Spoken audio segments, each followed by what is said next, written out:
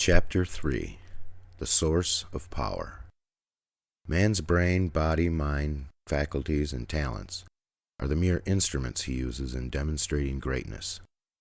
In themselves, they do not make him great. A man may have a large brain and a good mind, strong faculties, and brilliant talents, and yet he is not a great man unless he uses all these in a great way. That quality which enables man to use his abilities in a great way makes him great, and to that quality we give the name of wisdom. Wisdom is the essential basis of greatness. Wisdom is the power to perceive the best ends to aim at and the best means for reaching those ends. It is the power to perceive the right thing to do. Who is good enough to wish to do only the right thing, and who is able and strong enough to do the right thing, is truly a great man. He will instantly become marked as a personality of power in any community, and men will delight to do him honor. Wisdom is dependent upon knowledge. Where there is complete ignorance, there can be no wisdom.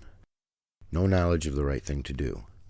Man's knowledge is comparatively limited, and so his wisdom must be small, unless he can connect his mind with knowledge greater than his own and draw from it, by inspiration, the wisdom that his own limitations deny him. This he can do. This is what the really great men and women have done. Man's knowledge is limited and uncertain. Therefore, he cannot have wisdom in himself. Only God knows all truth. Therefore, only God can have real wisdom, or the right thing to do at all times. And man can receive wisdom from God. I proceed to give an illustration.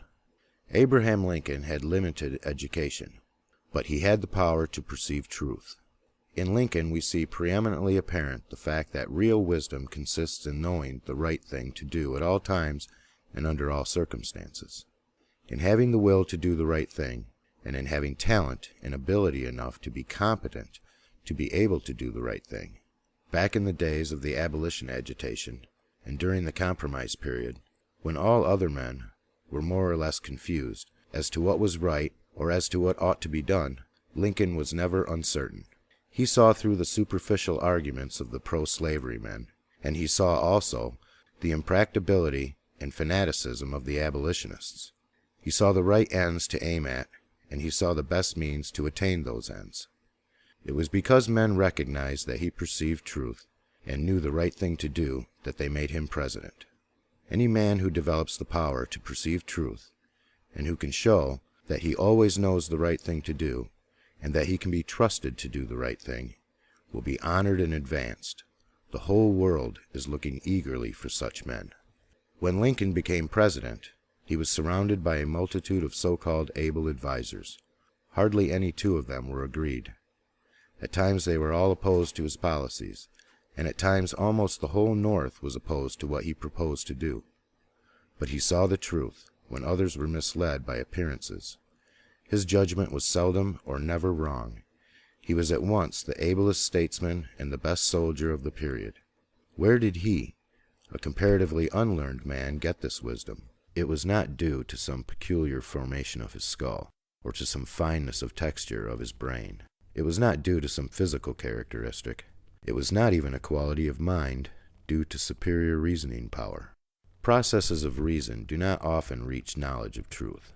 It was due to a spiritual insight. He perceived truth, but where did he perceive it, and whence did the perception come? We see something similar in Washington, whose faith and courage, due to his perception of truth, held the colonies together during the long and often apparently hopeless struggle of the Revolution. We see something of the same thing in the phenomenal genius of Napoleon, who always knew, in military matters, the best means to adopt. We see that the greatness of Napoleon was in nature rather than in Napoleon, and we discover back of Washington and Lincoln something greater than either Washington or Lincoln. We see the same thing in all great men and women. They perceive truth, but truth cannot be perceived until it exists, and there can be no truth until there is a mind to perceive it. Truth does not exist apart from mind. Washington and Lincoln were in touch and communication with a mind that knew all knowledge and contained all truth. The same is true of all who manifest wisdom. Wisdom is obtained by reading the mind of God.